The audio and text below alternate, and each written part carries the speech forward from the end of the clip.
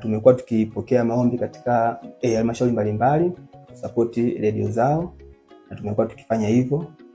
Kwa awamu hii tumeinclude pia na Arusha DC baada ya kupokea ombi lao.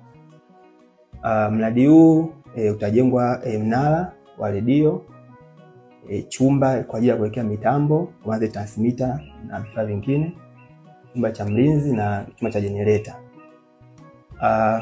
Kwa upande wa UCSAF, mzabuni tulishampata kupitia process za NeST, na taratibu zote kwa maana ya kuingia naye mkataba zilishakamilika, mpaka zile taratibu za malipo za awali pia zilishakamilika. Kwa upande wetu kila kitu kipo sawa, ni mkandarasi sasa kuanza mradi.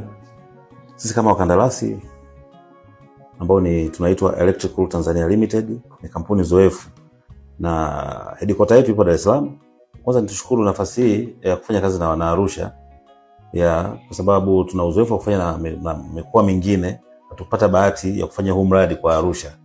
Kwa hiyo kwa sisi itakuwa ni fursa pia ya kujenga mahusiano na Arusha, angalau pia kuitangaza kampuni yetu, kwa sababu tunaahidi kulingana na uzoefu wetu tumekuwa recommended pia hata na UCSAF kama mfano wa kujua ujenzi wa vituo. Kwa hiyo endapo tutapatiwa ushirikiano wa kutosha kutoka eneo husika, uhusiano kwanza kupata vibali kwa muda ambao tunautaka wa ujenzi, lakini pia tukiweza kupata access kwa maana ya kujua kwamba tukiruhusiwa tumieni njia hii kufika site kwa maana ya access road, lakini pia kupata security, kwa sababu mradi wote wa serikali sisi tunafanya turnkey. Hii ni turnkey project kwa sababu sisi tunaagiza material wenyewe, kila kitu wenyewe, tuna design, tunachora, then tunakuja kuleta tunakuja kumpa client design, ana approve, sisi tunaendelea na ujenzi. Shukrani za kipekee tupeleke kwa UCSAF, kwa kweli wamekuwa kutusaidia sana. Naamini hata nyie halmashauri kwa kuanzia kwa huku naweza mkawa mashahidi wazuri kutokana na msaada wao.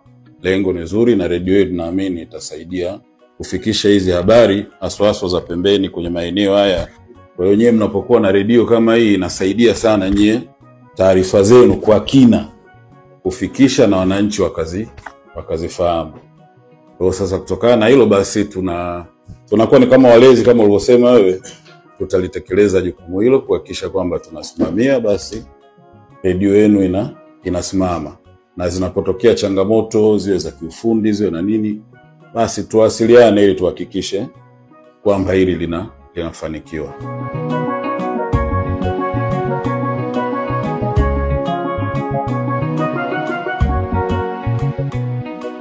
Mimi binafsi niwashukuru sana TBC Taifa.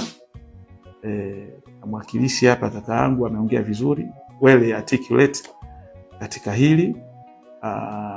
Unajua hakuna kitu kizuri kama kuwa na msimamizi ambaye ana affiliation moja kwa moja na serikali.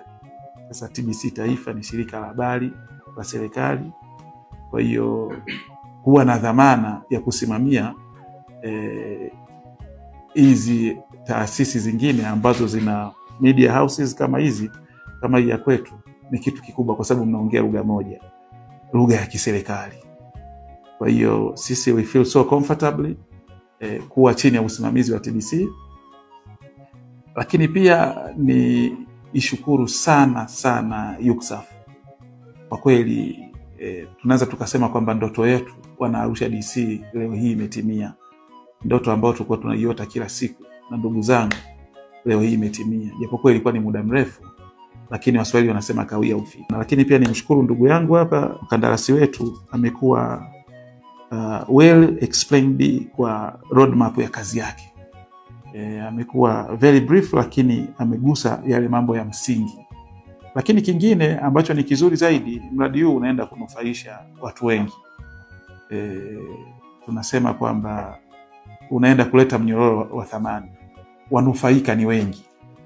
Kama tunavyoona hapo, kuna mkandarasi Mtanzania mzalendo, huyu ni mnufaika katika mradi huu. Lakini pia tuna wananchi wetu kule wananzengo ambao ni local fundi na wale saidia fundi wote watatokea kwenye kijiji chetu pale pale cha Olgilai. Kwa hiyo unakuta kwamba na wenyewe pia ni wanufaika. Kwa hiyo tunachokiona kwamba redio hii kukamilika kwake na kukamilika kwa mnara huu, kwa sababu itakuwa na uwezo wa kuwa hewani muda wote, tunaenda kuweka historia kubwa, lakini kufanya mapinduzi makubwa.